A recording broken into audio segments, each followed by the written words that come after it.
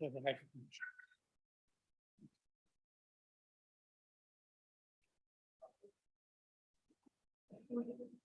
so this is a new colloquium extraordinary of the department, and it is a great pleasure and honor to have today the speaker of this colloquium, Michael Barry. Actually, his name is already known to most of the students of the world studying quantum mechanics as a discoverer of the differential geometry hidden in the closed curve of the space of state of a quantum system, appearing precisely in the Barry phase.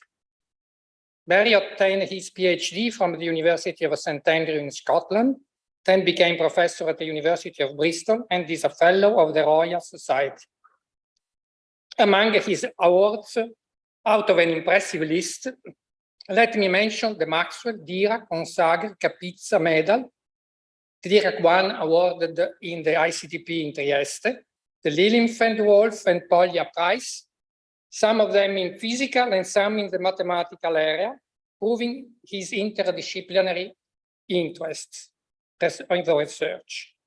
So leaving aside the fundamental contribution to quantum chaos, the impact of the Barry phase and its also classical variants and generalization has been huge, affecting in particular almost all the branches of physics, ranging from optics and classical mechanics to condensed matter, nuclear and elementary particle physics. Many astonishing and experimentally verified aspects of quantum system can be interpreted in terms of this concept. I just mentioned the Aharonov-Bourne effect, proving that a quantum particle can feel a magnetic field, even not traveling in its support. The fractional or braid statistic showing that possibility in low dimensions of quantum excitation, which are neither boson nor fermions, whose existence has been established in the fractional quantum Hall effect.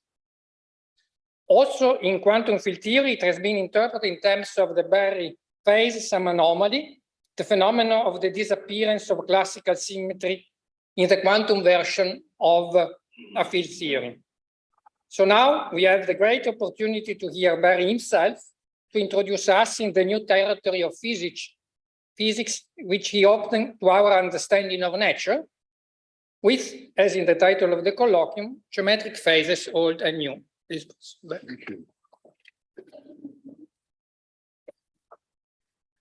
Thank you. I didn't check the sound. Can you hear me at the back? Thank you. It's really kind of you to invite me here today. I didn't expect it. I wrote asking if I could visit the Museum of the History of Physics here in Padua, which I've never seen before, but then this very nice invitation came. In the beginning, I mean the 1980s, when geometric phases became popular, I gave so many lectures that in the 90s, I decided I would never speak about the subject again, because my interest had shifted anyway into different areas of physics and mathematics. But more recently, seeing the continued and indeed renewed applications of this subject, I thought it was time to return to it, and that's what I'm doing today. It's a slightly unusual topic to speak about because it isn't like the discovery of a new galaxy or a new type of neural network with its applications, or a phenomenon of one kind or another, because it's a concept. And one of the reasons why it's interesting is that it connects a number of different areas. Now, I want to emphasize this. Connections in physics are important. And I want to quote my very brilliant late colleague in Bristol, Charles Frank, who wrote, "Physics is not just concerning the nature of things, but concerning the interconnectedness of all the natures of things." So that's that's something to bear in mind as I'm speaking. Now, this will not be primarily a historical talk. I will mention very few names as I'm speaking, but then towards the end, I will give a timeline in which I will mention names, And you will see what an intricate history and prehistory this concept has. I have to say, without me being aware of it when I wrote about it. The talk is a kind of intellectual sandwich, bread before and after, non-technical. Something more technical in the middle, that's the filling of the sandwich. But so when you hear the technical stuff, if that's not to your taste, don't worry, there'll be the third part. So, but I will begin with the first geometric phase in physics that I know of. It's a prehistory, discovered in the optics of crystals in 1830. And here was Hamilton, famous Hamilton, and he was giving the first, in fact, for him, the only application of his new idea, which is to think of phase space, position and momentum, or essentially direction on the same footing. And he realized that it's in the optics of crystals where there's a non-trivial direction dependence of geometrical optics propagation that his concept might be applicable. Now, he knew that in a general crystal, there are two beams of light that can travel undistorted, and they have different polarizations depending on direction. And their speeds are described by something Fresnel discovered, the wave surface. We would now call this the Hamiltonian contours in direction space, Hamiltonian in momentum space, we would call it now. Well, he found what Fresnel didn't know, which is what's the shape of this surface if you have a general crystal where all three directions are distinguished. This is half of it, of course. And the dominant features which he drew attention to are the singularities. Here they are. They intersect at 4 points. That's four directions on two optic axes, which is why these are called in the textbooks biaxial crystals. Now, in those directions, the two polarizations have the same refractive index, the same speed, and it's as though for that direction, the crystal is isotropic. Now, each intersection is a double cone. He drew attention to that. And this was the first conical intersection in physics, anticipating others discovered more than 100 years later in quantum chemistry, in condensed matter physics, and they all have the same mathematical origin. They're degeneracies of something. We come to that a bit later. In one area of physics, which is modern condensed matter physics, these things are called Dirac points. That's a misnomer. They should really be called Hamilton points. I know why they're called Dirac points, but the reasons were already in Hamilton 1830. So Hamilton points. One can never change a terminology once established, but and I don't, of course, want to discredit Dirac. I live in Bristol, where he was born, and very often I walk past the house where he was born. I show people. So not, but really to give credit to Hamilton. Now, he found a clever way in which this conical intersection could be seen, and indeed was seen. Illuminate, there's an unnecessary bracket, never mind. Illuminate a slab of biaxial crystal cut at right angles to one of these optic axes. And this is what he predicted in 1830. And here it is, the beam comes in, it spreads into a cone, it's a slant cone, doesn't matter why, and it refracts out again in a hollow cylinder of light. And he predicted that if you put a screen there, you would see a bright ring. Well, actually, there are two bright rings. That's a detail of discovered data. But the experiment was done by his colleague Humphrey Lloyd. And Lloyd noticed something central to our story.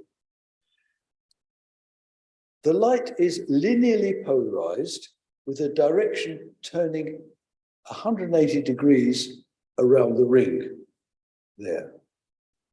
By the way, a nice thing, he wrote, well, I didn't see this I observed it, I didn't see it anywhere in Hamilton's paper, but he must have known it. And Hamilton wrote, yes, I did know it, I didn't write it, but Humphrey Lloyd should get the credit because he's observed it. Very nice interaction. I think this is the first geometric phase in physics. It's a phase change of pi going around. And as we see later, it exactly, well, I'll tell you now, there's a matrix, and these polarization directions are the eigenvectors of that matrix, which is exactly the general formulation involving geometric phases. Now, let's go really back now. That was the introduction. Phase describes, you all know what phase is, describes the stages of any cyclic process, the phases of the moon. The cyclic process is the change of the shape of the moon during the month. And of course, it's naturally described by an angle. That's phase.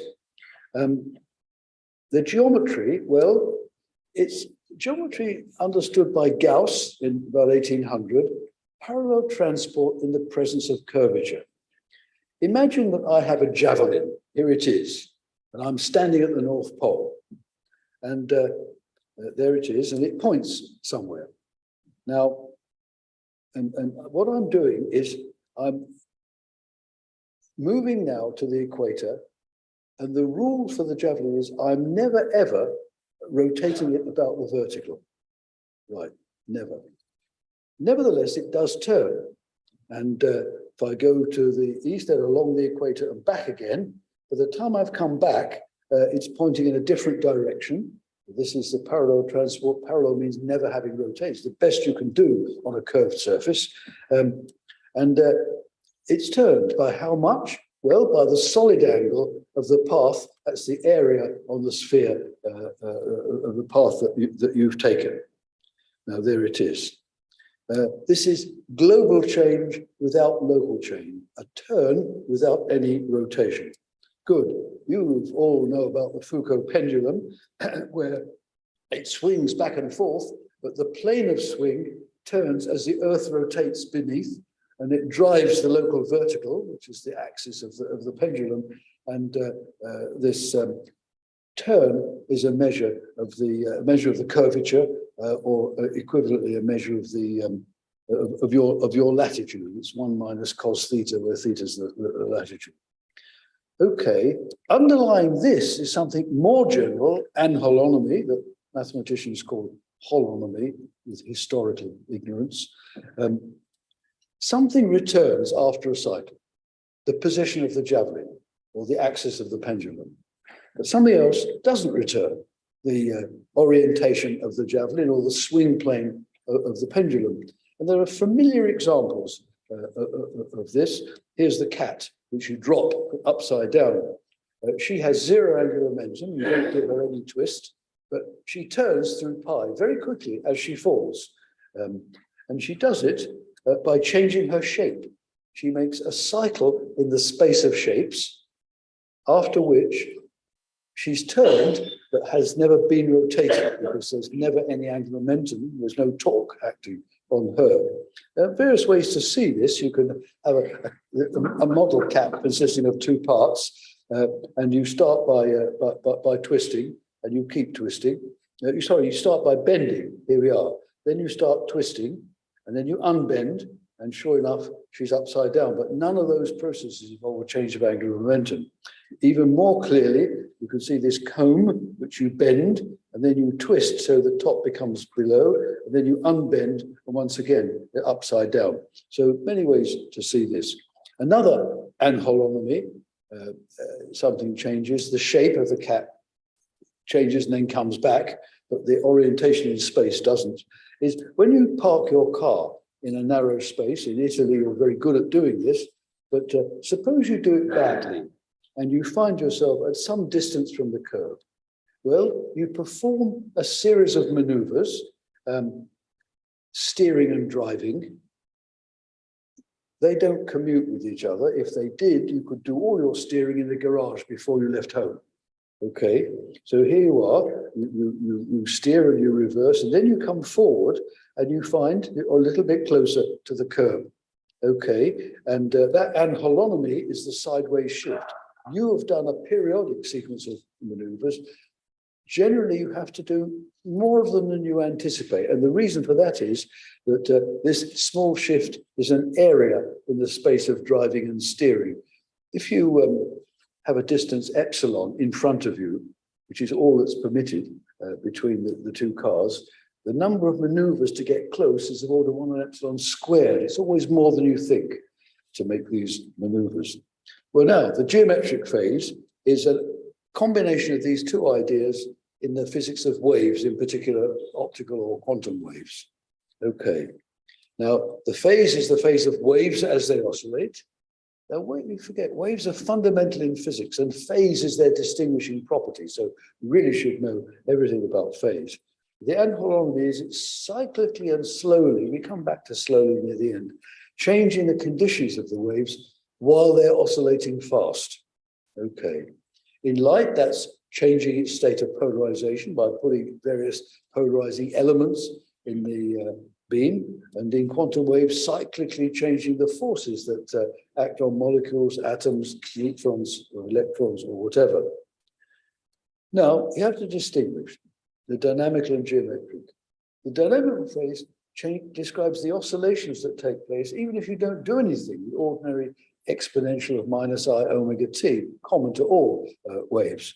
And then the geometric phase describes the additional phase as the result of changing the parameters of your system while it's oscillating. Now, you can say this, they answer two different questions.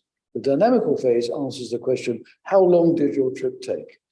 And the geometric phase answers the question, where have you been in this space of parameter? Partially answers the question. So two contrasting aspects of phase. Now, one standard way, and it was obvious from the beginning, way of measuring geometric phase is by interference. So here's polarization optics. This is work with Susanna Klein. You have light, you split it, you make it in an interferometer, and you bring the beams back together, and you get fringes. This is a stack of polarizers, and this is just a compensator that equalizes the intensities. And you see fringes. Now, what you do is you twist the polarizers, and they can be different, half-wave plates, quarter-wave plates, whatever. You shift the fringes by the geometric phase. That's the addition, because they've all had the same path length. You can arrange for that to be true. Well, how to describe states of polarization of light? They're points on the Poincare sphere.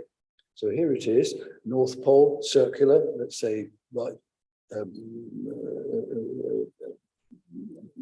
directed clockwise, the South Pole anti-clockwise, on the equator, linear polarization, in between circular, a cyclic sequence of elliptic, generally elliptic polarizations, depending on what you've done to this stack of polarizers. And then as a result, the geometric phase is half the solid angle that your path has made on the Poincare sphere. And you can see that. Here's an untwisted stack of 4 polarizers, and the prediction is, and here's a twisted stack, and the prediction is the geometric phase was pi, and you see the fringes halfway between. These are kind of kitchen table experiments, just slightly better than I could do, but I had Susanna Klein as a postdoc. This is about 1 millimeter, you see it there. And here's an untwisted stack of 4 retarders. Prediction was the geometric phase was pi on 3, and you can see it shifted in that way. What's the difference between the two? Well, polarizers are projection operators. You exclude, you destroy one of the polarizations. Retarders are unitary operators. You have both polarizations. One of them goes off somewhere that you're not interested in. So the concept survives both. Many examples in neutron physics, atoms, electrons, the Holonomy effect was mentioned. I won't speak about that in detail today, but still, many, that's with electrons. Okay, now I want to distinguish something else. The geometric phase could be, I call it geometric, there's a special class which I call topological.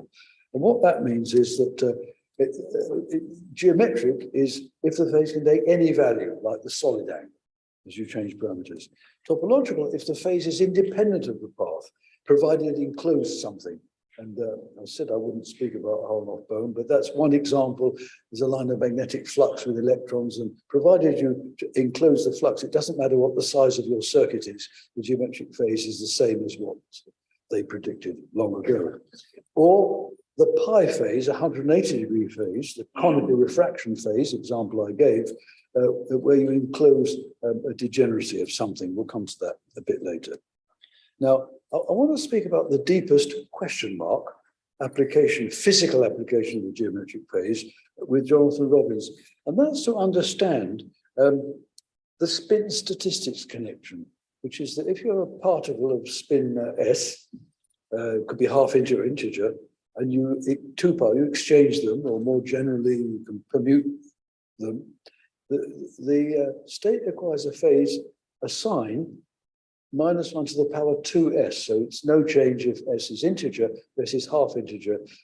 It does change sign. And that's for the case of spin half, that's the Pauli exclusion principle, which underlies all of chemistry, a very fundamental fact about the world. Why is it exclusion? Well, if you have two particles in the same state, when you exchange them, you haven't done anything. But here you're supposed to have a change of sign, which means that the property you're describing, which is the quantum state, some measure of it must vanish. Vanishing means there's no probability of finding that situation. So that's the connection. But where does that come from? And this was, there's the standard explanation. It comes from relativity and quantum field theory. Indeed, Pauli thought much later that this was the deepest application of relativity theory, was to explain the well, lots of people, including Feynman, wondered whether this could have an explanation non-relativistically, and that was never successful, but we have a way to make this happen in which it is at least partially successful. First of all, it applies to identical quantum particles, and identicalness is revealed by exchange or permutation. Now, what was missing was a fully topologically adapted Hilbert space where positions and spins are exchanged or permuted along with the particles. And you have to identify. So if you permute or exchange, you have to identify the position, which people have done. R1, R2 is the same point as R2, R1. It makes this topological space interesting, but you also have to exchange the spins, and that requires some spin technology. Then, once you've done that, exchange is a cyclic process because you talk about the same point in Hilbert space. It captures indistinguishability, and then the calculations I won't give lead to a topological phase 2 pi s, which is exactly including the Pauli sign. It's a topological phase. It's pi for Pauli, or it's 0 or 2 pi, which is the same otherwise. There are two particles. Doesn't matter where the origin is, they're at the center of mass, at r and minus r, and exchange is r goes to minus r. There we are. Size is irrelevant, it's just direction that matters. Now, if the particles are identical, you have to identify r and minus r and their spin states, which I'm not going to explain today, but you have to do that. Then the sphere becomes the projective plane in geometry, it's half of it. So you've identified points below the equator with points above, with their antipodal points. And so r goes to minus r is in this space, it's a non-contractible loop. Well, if it's a loop, it could have a topological phase, and indeed it does have, and it's -1 to the 2s, e to the 2 pi I s. Now, why aren't we famous, Robbins and I, for having explained in a simple way the spin statistics connection? The reason is that we later discovered that there are a number of different ways in which you can perform this transport of the spin to ensure that exchanging positions also exchanges the spins, and some of them give the wrong Pauli sign. Now, it turns out that there's something bad about every single one of these, what we call perverse constructions or counter constructions. The one we first thought of is very natural, very immediate. But what we can't do is find a mathematical clear reason for excluding the bad ones, which for other reasons we know are bad, and keeping the one we first started with. It involves some spin technology, the Schwinger's way of representing spins in terms of oscillate. Never mind. Right. So now the technical interlude. You know, I'm a theoretical physicist, and I wouldn't be true to my craft if, knowing that there are theoretical physicists in the audience, I wouldn't be showing some of the technicalities of this subject. So you're considering an eigenstate of some Hamiltonian which depends on parameters, R, X, Y, Z. For example, in condensed matter physics, these are the components of the Bloch pseudo momentum in solid state physics in the Brillouin zone, and a circuit, C. And what's the geometric phase? It's this. It's I've written it in two ways. Now, the first way is the integral around C of something. It's a one form. One form is something that you integrate and get a number. Integrate once.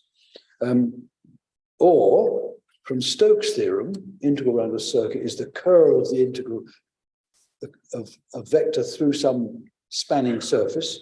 Well, that's a two form. It's the flux through the circuit of something which is actually more fundamental, in my view, in this subject, the curvature. Now, there's a way of writing this which makes something obvious. It isn't obvious from the first form, it is from the second. But this is gauge invariant, and you can describe the eigenstates of the instantaneous, each value of the parameters, with any phase you like, which can change with parameters. And it's not obvious that this, or even this, is independent of the choice of phase. But of course, to be physics, it has to be. And here's a form that shows it. I'm writing this B for a reason that will be clear later. But here it is. I'm inserting some states. It's a sum over all the other states, the one you're not transforming. And because this involves matrix elements, doesn't involve derivatives of the state, it's independent of this arbitrary choice of phase. But look at this denominator. Where one of the other states comes close to your state, this is very large. It's a singularity. It's of monopole type, inverse square, look, you see, of something, of the distance of one of these and other states from your state that you're transporting around. And that's what gives rise to the solid angle. And solid angle is the flux through a circuit of a monopole at the origin. That's the origin. Now, the curvature that I'm calling B, there it is. Well, it turns out that this is equivalent to an anti-symmetric second-rank tensor field, IJ. These are the components of it. Well, you might ask, what about the symmetric part? You see, more generally, you've got this quantum geometric tensor. It's a gauge invariant thing involving the only one involving two derivatives of the states, and here it is. And so here's the imaginary part, which is the anti-symmetric part. It's a Hermitian tensor. And what about this symmetric part? Well, this is the quantum metric tensor. And what it does, it tells you about the distance between two nearby quantum states. If you have a quantum state, you've got a distance dx, the parameters, I should put r, away from you, then of course, if the state stays the same, its overlap with itself is still one, it's normalized. Sure. But of course, if it isn't the same state, you can express the deviation as being one minus the overlap of the two states. And well, that has the form of a Riemannian geometry. It's Gij dxi dxj, where the Gij is this. It's just a little calculation. But it's nice, and only relatively recently have I done this in more detail, is to look at these objects for examples. I mean, there's this wonderful quotation. I've adapted it from a number numerical analyst, Beresford Parler. Only wimps study only the general case. Real scientists work with examples. So let me show you. I'm taking a Hamiltonian, which depends on three parameters, x, y, and z, and it involves four n by n complex Hermitian matrices. It's a natural, simple scenario for these ideas. And here's the length of the curvature. Well, it involves three parameters. I'm fixing one of them, 0, is it? 1, excuse me. and then looking at the other two. So here's the length of the curvature. Now you see here, there's a spike, which means you're near to a degeneracy. Degeneracies require 3 parameters, codimension 3. So that suggests that if you go a little way away, look at a different plane, you might see this huge spike. I'll show you in a minute. The quantum metric tensor, the trace of it is a very natural thing. It looks a bit similar, but actually it's not the same. It's similar.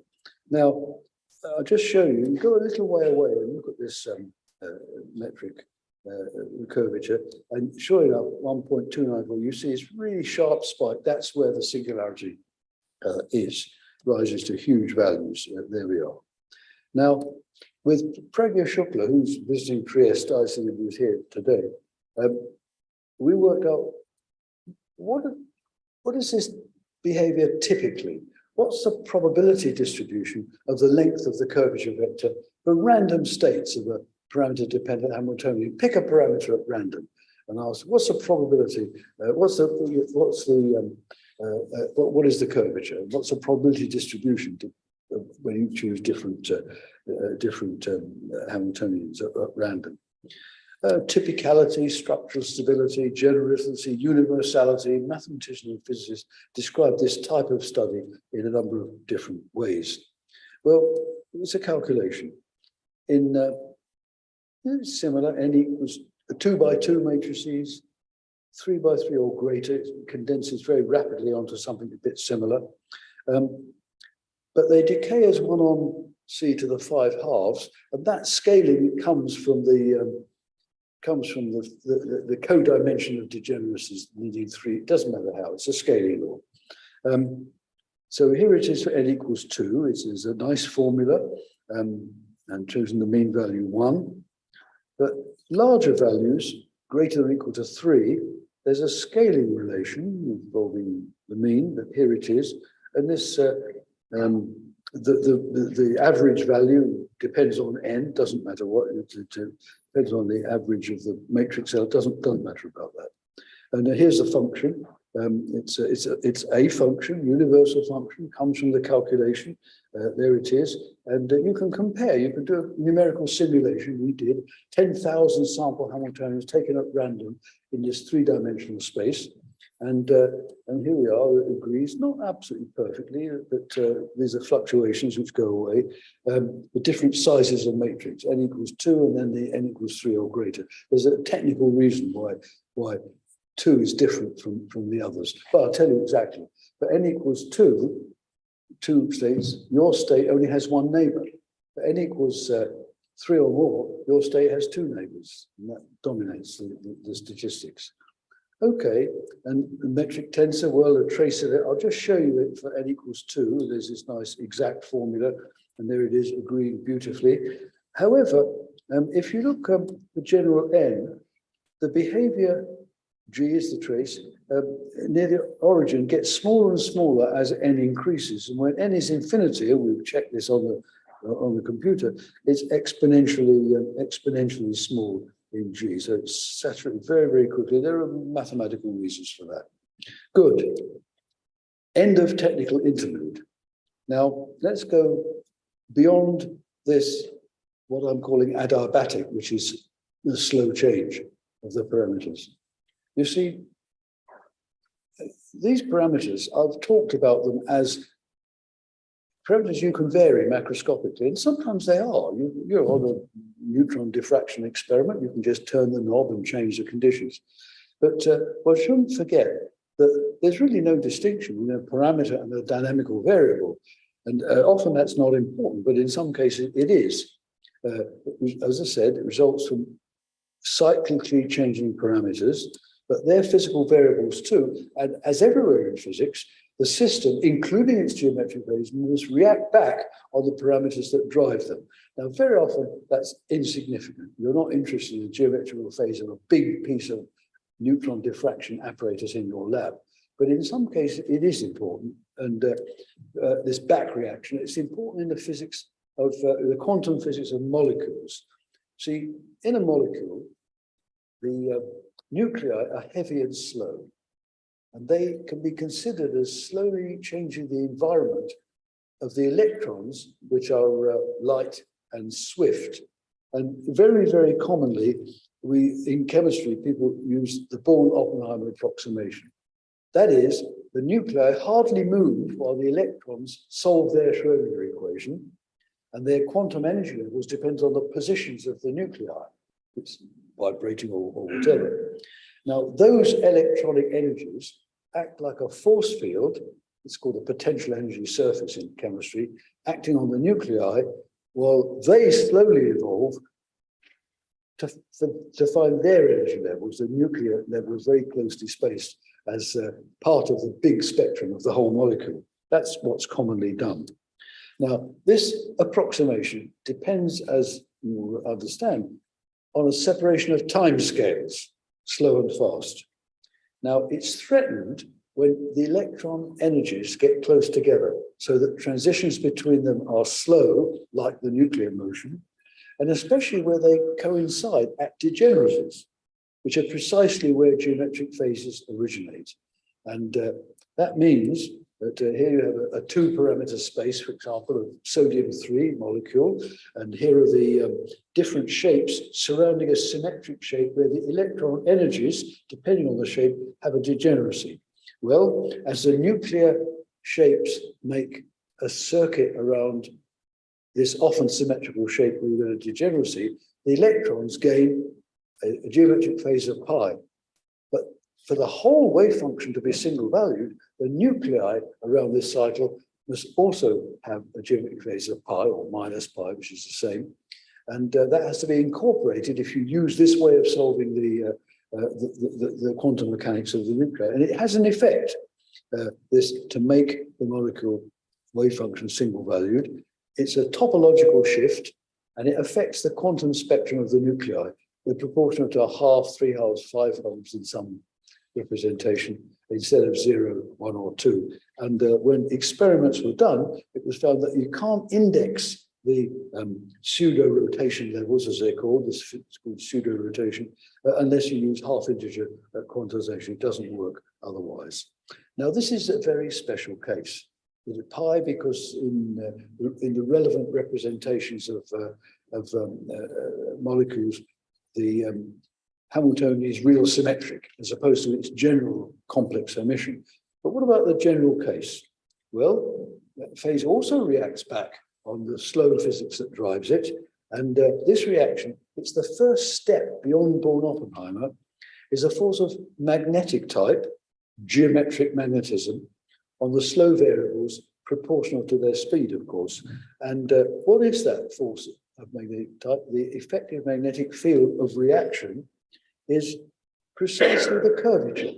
So this reveals the dual nature of that geometric object. Its flux through a circuit determines the phase of the fast system, and its magnetic field, V cross B, through its Lorentz force, affects the motion of the slow variables, and that completing the story in this approximation.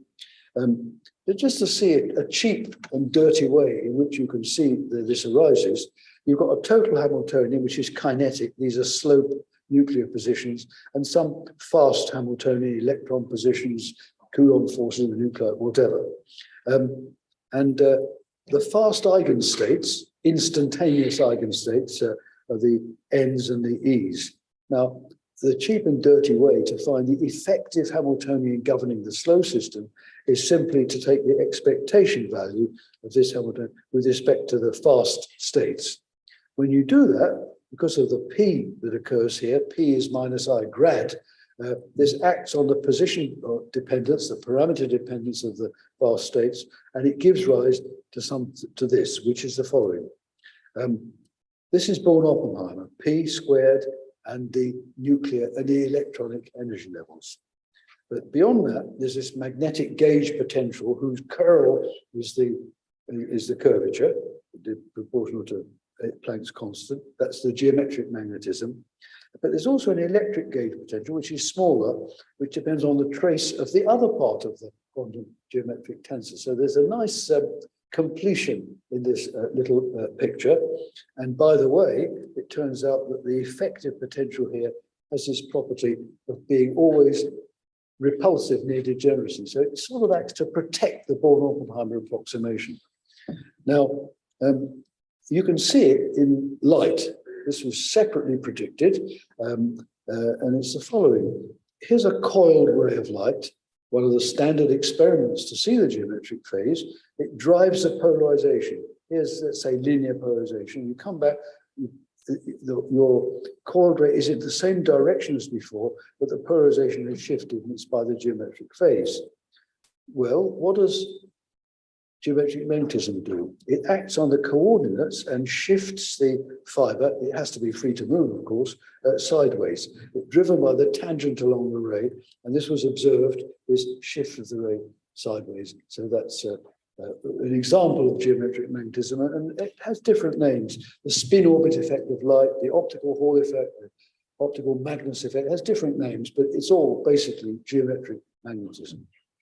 Now, this mutuality, driving of the fast by the slow, reaction of the fast on the slow, reveals something. The geometric phase is an artifact. It's an artifact of our decision to consider a system as being two interacting parts rather than a whole. You've all heard of quantum holism and the troubles you get into if you try to think of things that are separate, which really have a common quantum state. If you would treat the electrons on equal footing, put the great big Schrödinger equation into a computer, most molecules that's still too difficult to do, then it's in the spirit of quantum holism, all physical predictions, the spectra, rates of chemical reactions, whatever, can be made without ever considering the phase. So does that mean the phase is useless? No, it doesn't, because if you treat a molecule as a whole, it's computationally difficult, and separating it into parts internally in your imagination is a very useful artifact. It's almost universal in quantum chemistry. But also, if you exploit this fast-slow discordance, it's natural because it gives a physically understandable picture. But as with all separations in quantum physics, you have to be very careful about it. But separation is fundamental in science. You can't do science. I mean, Newton emphasized this as a quotation. I won't repeat it, but you know, if you try to explain, if you don't separate, you basically have to include the whole universe. But in physics and in science, I'm studying this, I'm controlling this, I'm not studying that. Now that is sometimes important, sometimes it isn't. This is a general system environment type of problem. And there are different types of environment. There are noisy environments, there are decohering environments, but in this case, a very weak environment, perturbative, but here it's slow environment. So it's a timescale version of that system. And separation is an approximation. The geometric phase itself is an approximation, the driving slow compared to the fast oscillations. And geometric magnetism is the first approximate reaction beyond Bourne-Oppenheimer. Now, beyond the approximation, both the phase and the forces of reaction include infinite series of corrections. Now, for the phase itself, we understand the corrections pretty well. If you try to go into a moving frame to catch up with the Hamiltonian, you keep changing your, making a unitary transformation, you get a whole series of corrections to the geometric phase into different orders of slowness. That's understood, but it's much more difficult to understand the reaction forces, and we only know a few beyond geometric phase in general. But both series almost certainly diverge. This is a separate lecture. Almost all series in physics diverge, and there are good reasons why they diverge. In the convergent series that you learn about in school rarely apply to the series we encounter in physics. But this casts doubt on how strictly you can separate fast and slow, even in classical physics, by the way. So that's a serious matter. We looked into this again with Pratyush Shukla, with a model, and we can see the divergence. We still don't understand really what it means. But to go beyond Bourne-Oppenheimer is hard because I'll tell you why. You see, corrections involve derivatives of the driver there. Now, the slow dynamics, let's even think classically, should give the forces, that's the accelerations, r double dot, in terms only of the position and velocity. So it requires quite an intricate series of back substitutions, very complicated to get a formulation that preserves this necessary property. You can do it, but it's complicated, and it's particularly immensely difficult computationally to implement and therefore see the way the series diverges, if it does. There's a key concept, I won't describe it. It's called the slow manifold. It comes in dynamical systems theory. I will tell you. It's a very special solution for slow dynamics, where you try to find a solution that clings exactly to Bourne-Oppenheimer, uncontaminated by what the corrections do, which is give fast oscillations. And then that's the kind of skeleton of the dynamic. It's still hard. Right, history, timeline, right? 1831, Hamilton-Lloyd, that's the pi phase in conical refraction. 1924, Bortolotti showed Maxwell's equations imply something, that polarization is transported along parallel transported along curved rays. Rediscovered by Ritov in 1938 in the connection with radio wave propagation. And it was realized by Vladimirsky in the year I was born, that parallel transport implies that the polarization rotates after a curved ray returns in the same direction. That's the spin redirection phase. 1956, Pancharatnam, very important paper. He looked at what we would now call geometric phases for two-state systems in the context of polarization optics. And he introduced a natural connection, which now we call the one form. He didn't write it explicitly, but that's what he basically discovered. And the solid angle on the Poincare sphere, a very important paper. 1958, Longer-Higgins, this was in Bristol actually, the first step beyond Bourne-Oppenheimer. They realized that in molecules, a pi phase of the electronic states implies modification of the slow nuclear energies, as I've shown you. That was one.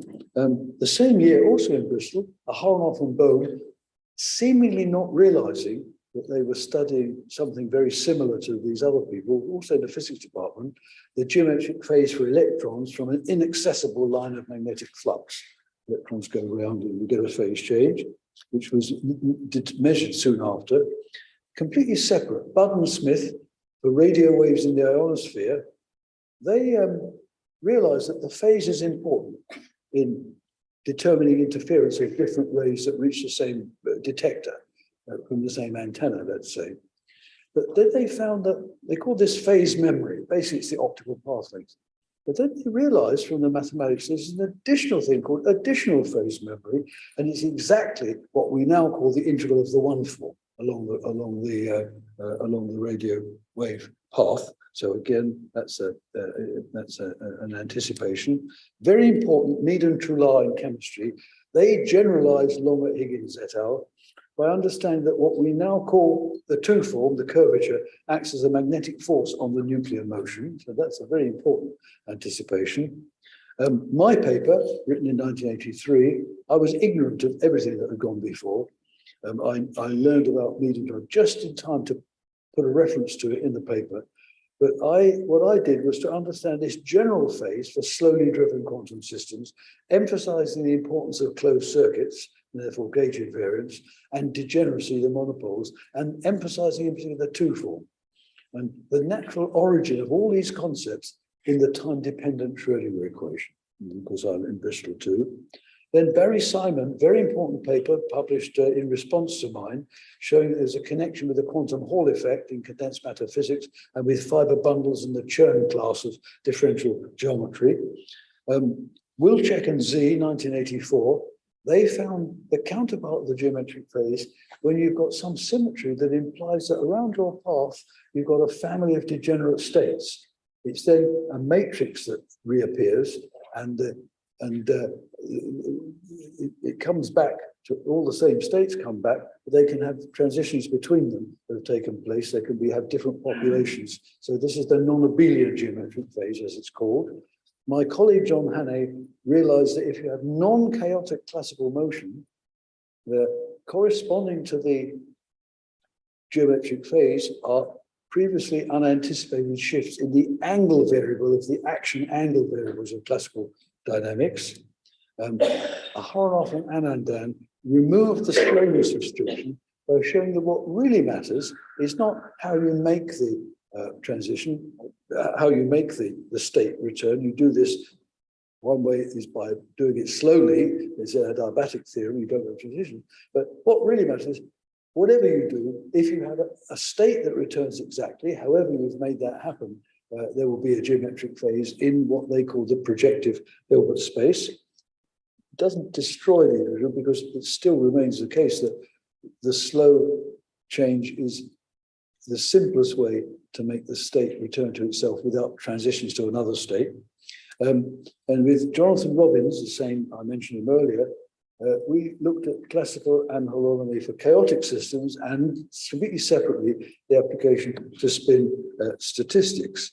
And with Pragya Shukla, we looked at, I've mentioned already the statistics of the curvature and the metric and a preliminary study of the high order reactions beyond Bourne-Oppenheimer with a particular model. Well, what do you call this damn thing? Once you know the all this history, well, you could call it the Hamilton, Lloyd, Bortolotti, Ritov, Vladimirsky, Pancharatman, Norwich, Price, Epic, Sack, Aharonov, Bohm, Hutton, Smith, Mead, Trillar, Berry, Simon, Hannay, Wilczynski, Harov, Anandan phase. But I prefer eponymous nomenclature, descriptive nomenclature. You name it after what it is, which is why I call it the geometric phase. You can choose what you like. There's a reason, by the way, that I mentioned my own department, Bristol. There's a tradition, there was a tradition, it was kind of in the background of basically anholonomy physics. There are a number of different examples discovered during the years there. For example, the Burgers circuit that describes a dislocation in a crystal, or the disclinations in liquid crystals are discovered by my senior colleagues there. So there are a number of different examples. I mentioned along with Higgins, Aharonov, Bohm. So in a way that it was fertile ground for finding this phase in 1983. Lots of it. I'll tell you my favorite example before I get to my last point. My favorite example is the geometric phase of the stomach. Well, when you digest food in the stomach, you want to mix the contents. Contents are often fairly viscous, not always, low Reynolds number mixing. Now, with your food mixer, you've got something rotates all the time, but you don't have that in the stomach. You make a series of maneuvers internally, it's called peristalsis. They cannot consist of maneuvers that then reverse themselves, which you can show that will give you a zero mixing. Mixing is measured by an analog of the geometric phase. And these guys, they looked at various fluid mechanical parameter-dependent motions, not reciprocating motions, which would just give zero, and found that it's quite reasonable to think that these happen somewhere in the stomach. I was quite pleased that they adopted my suggestion. They should call this the belly phase. Okay. Final point, I want to go back to the beginning. There's an easy way that you can see yourself Hamilton's cone and its geometric phase. Do it yourself conoscopy based on what the geologists do when they look at crystal samples. Traveling through the crystal, the two waves, remember Hamilton didn't consider waves, he was just rays. Two waves get out of step and they can interfere using what we call a black light sandwich. Now, the bread of the sandwich is two polarizers at right angle. It only needs to be a centimeter, about an inch square, a few centimeters. And of course, this will be black because this polarizer will block what this polarizer transmit. That's the poor person's sandwich, all bread, no filling. But if you put a biaxial crystal in between, then you will see effects, including the phase, as I'll show you. Now, there are a number of different crystals that people use. Raman used a particular kind of crystal. In Hamilton's day, it was aragonite. They're not easy experiments. It's very difficult to get a big enough sample of aragonite. But there's something which we're all familiar with, especially those of us of a certain age, which has exactly the same properties. And that's the old plastic overhead transparency foil we used to use to give our lectures. I don't see one here, but very often you see, oh yes, I do, there it is, dusty, unloved, legacy technology. Many of us have boxes of these plastic foils, which are unknown to us who use them for so many years, biaxially anisotropic because of the way they're made. So you put those in between. Then what you do, that's the filling. You just look through it. Now, what is looking? Looking isn't trivial, actually, but still, for this purpose, looking means you're directing your gaze in different directions. So you're seeing the light, the polarized light, which is passed through and interfered in different directions. And when you do look through, you see this. Now, this is looking at the sky, any brightly lit, so not the sun, any brightly lit, so or wall or whatever, you see this. Now, what is it? Well, these are contours of separations of the two sheets of the wave surface near one of the conical intersections. Okay, so that's what this is. And of course, color dependent because it's a wave phenomenon, wave interference phenomenon. And as I say, contours of the separation centered on one of these degeneracies, a conical intersection. And this black stripe reflects the geometric phase of pi. If you have a uniaxial crystal where two directions are the same and one is not, then these two can come together, and then the geometric phase is 2 pi, and you see a black cross, and that's what geologists use to have a bit of crystal to see what its symmetry class is. I can't resist telling one other mathematical thing before I almost finish, and that's this.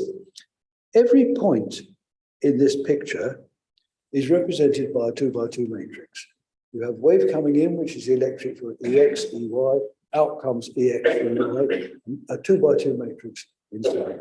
All of those 2 by 2 matrices, whatever you put inside, whatever point you choose to look at, are non-trivial square roots of 0.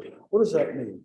If you have a number, the square root of it 0 is just 0. If you have a matrix, there can be a matrix ABCD whose square ABCD times is 0, 0, 0, 0. Infinitely many such matrices. All of these matrices are of that class, and I'll leave it to you to explain why. If I go to the west of Ireland, where Stokes was born, who taught us a lot about how to measure polarization, you can see, go with your blacklight sandwich, you can take a picture of the Atlantic from that place, and you still see it. And I thought that was the end of the story, until I had a very nice email from 2 Dutch astronomers saying, you know, you can see these phenomena through the windows of the trains in the Netherlands. And they sent me this nice picture. Now, okay, they're looking through the window of the train. Whoops, excuse me. So the question is, what's happening? Where's the black light sandwich? The first polarizer is the blue, is air, because air, as well as scattering the blue light, also scatters it polarized. The act of dipole scattering, it's Rayleigh's theory, polarizes the light. So air is a polarizer. Good. What about the transparent film, the biaxial material? Well, the windows of trains are stressed, because that means that if there's an accident and the windows are shattered, instead of sharp splinters, they form little cubes. The car windscreens are the same. What about the final polarizer, the analyzer? Well, like every good scientist, these astronomers carry a piece of Polaroid with them, put it in front of their camera. So that's what's happening. Now, the blue sky, I'll tell you, well, that was understood by Rayleigh, so Rayleigh scattering. You know, when I look at him, I recall what bank managers used to look like when I was a student and I went begging for a loan. Now it's, you know, they look like students or even younger. It's changed. Anyway, that's Lord Rayleigh, who was one of the few scientists who was a member of the British nobility independently of being a scientist, and they lived in this very fancy house.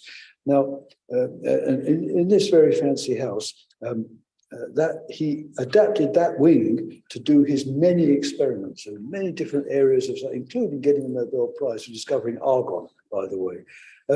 Now, it turns out that, here's one of the floors of his laboratory. 2019 was the centenary of Rayleigh's death. And a number of us had the privilege of being invited by the present Lord Rayleigh to visit the laboratories unchanged since 1919. Wonderful experience. And I was able to hold in my hand his handwritten copy of his paper on the blue sky and its polarization. So I was determined, I wanted to see this myself from a British train, and indeed you can. There we are. Thank you very much indeed.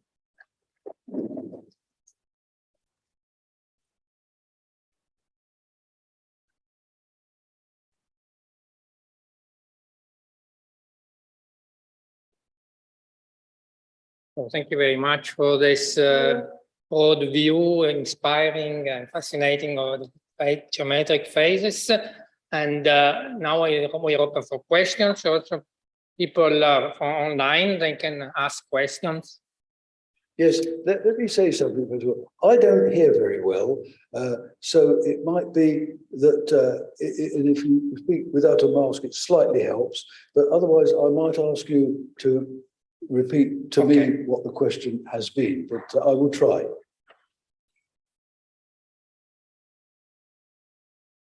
Yeah.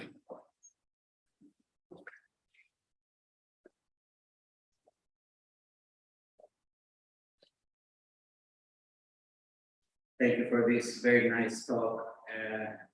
I have a question regarding semi-classical quantization, the bound stage or the mass of indices stage. Two for vibration. Yeah, is that a geometric phase, and how do we understand?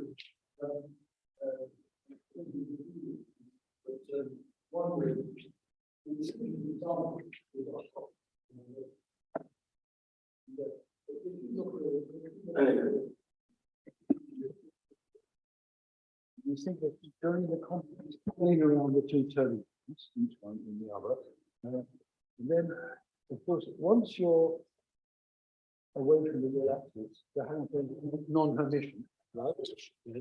But you can still define geometric phases. And when you do, you find going around each one, you calculate using the one form, usual formula, you get a geometric phase of a quarter, and two of them is pi. And that's one way of thinking of the Maslov indices as geometric phase. It's not the only way. I mean, there's a much simpler way. It's in diffraction. I mean, it's related to what happens as you cross a turning point between the classical and non-classical. In optics, that was known as something called the GUI phase when you cross a caustic. And again, it's a phase change. And you see that most easily by realizing that at a caustic, a certain Jacobian is infinite, or zero, and it's in the denominator, which is why the intensity is infinite. But the wave is the square root of it. The square root of something that changes sign is the number I. So that's another way of seeing the. I mean, you can make it rigorous. I mean, as I've said, it isn't, but you can make it so. So there are different ways of seeing that the Maslov index, as it's called, is a geometric phase. Yeah. Yeah. Thank you.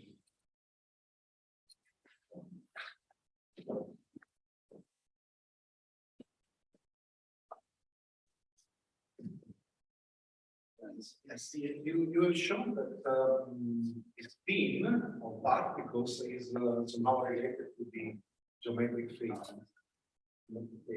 Changes. Yes, and I am thinking the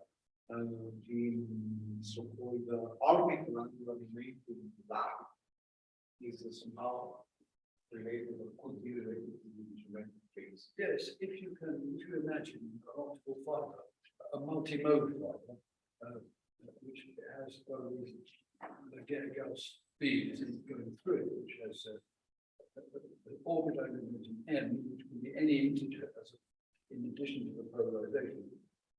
And then you change the rhythm that way. Then geometric phase will be times it. It's the same thing. That's it. Okay. Thanks so much.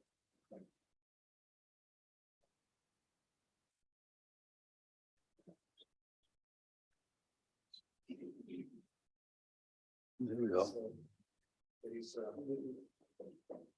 Maybe I can make myself heard. Can you hear me? Yeah.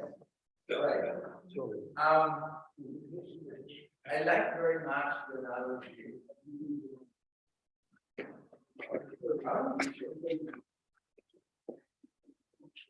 Okay. I like very much the analogy between the geometric gauge fields that you were discussing in the Bourne approximation problem. And I want to wonder, do the geometric electromagnetic fields create a group structure like the electric and magnetic field of quantum dynamics? Really go very down to what they do. So it may well be that this may have been the numbers, I'm not sure. The equivalences are just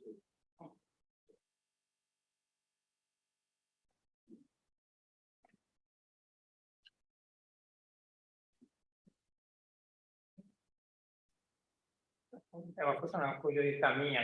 C'è un legame tra there is a link between these geometric phases and topological orders, which now appears in some materials, topological insulators. yes, well, this goes back, of course, to Pauli et al., whose paper actually was slightly before mine, and the one connecting the geometric phases was immediately after.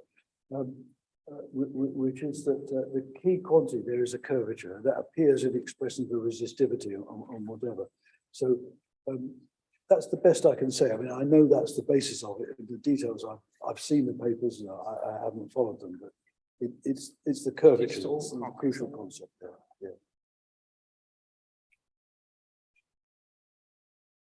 Altre domande? Some other questions? Online, there are no questions. I think we go here. So let's thank again very. Good.